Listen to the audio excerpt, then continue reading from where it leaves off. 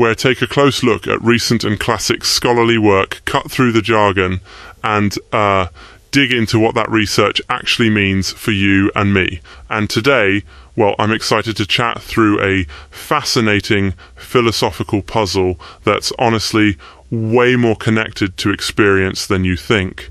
So get comfy, a cup of tea or whatever you fancy.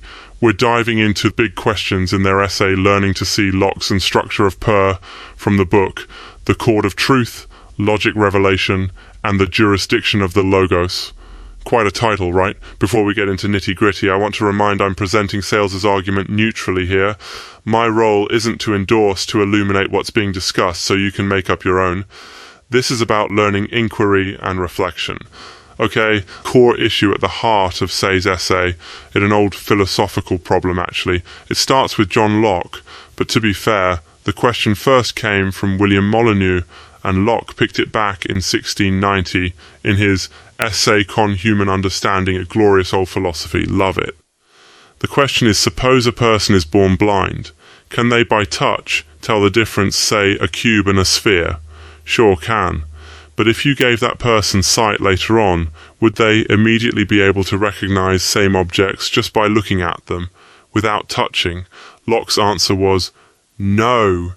He thought, even if the senses work, you don't instantly, unite the of touch and sight without experience. Sayles' paper sort of explodes outwards from this, asking what really is happening when we perceive things. Is perception passive, just reese the world, or something way more active and well structured? And here's why it matters, right? It's just a nerdy little philosophical game. Think about your own experience. Is your understanding of the world given, or do you have to learn it? How much of what you see is actually interpretation built over time? If you learn to the world from scratch, how different would that feel? Sayles draws on more recent medical evidence because we do in fact have stories of people who regain sight after blind from birth. Though when sight is restored, those folks don't suddenly perceive a coherent world. They see confusing patches of color and blur. Edges aren't, depth isn't automatic, motion isn't clear. So the main insight, and this is just wild to think about, is that perception isn't just about your eyes or your senses working, it's about your mind learning to interpret what comes in. You need experiences to actually build your ability to see in a meaningful way.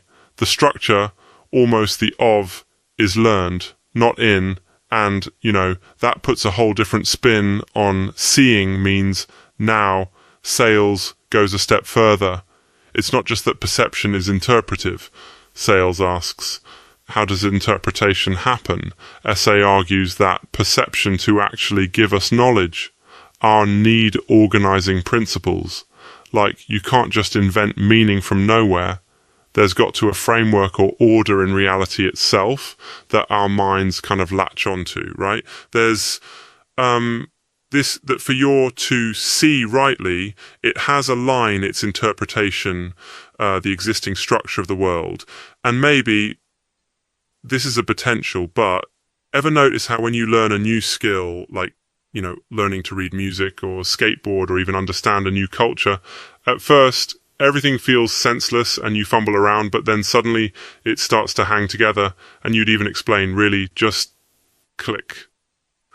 I wonder if there are moments in history where people just totally misinterpreted stuff and never even it. Sayles wants to see that perception is just humans imposing meaning onto chaos, nor is it just data being downloaded. It's a process of discovering order, a back and forth between your mind and the world, where you gradually learn how to connect what comes in with meaning that's, recognized everyone else. What does this mean for you? Next time you think you're seeing something obvious, pause, remember that a lot of your seeing is actually built experience, a framework that took years or even a lifetime to construct. And importantly, what seems obvious to might be invisible or totally confusing to someone else. We operate with interpret frameworks. Sometimes they're wildly different.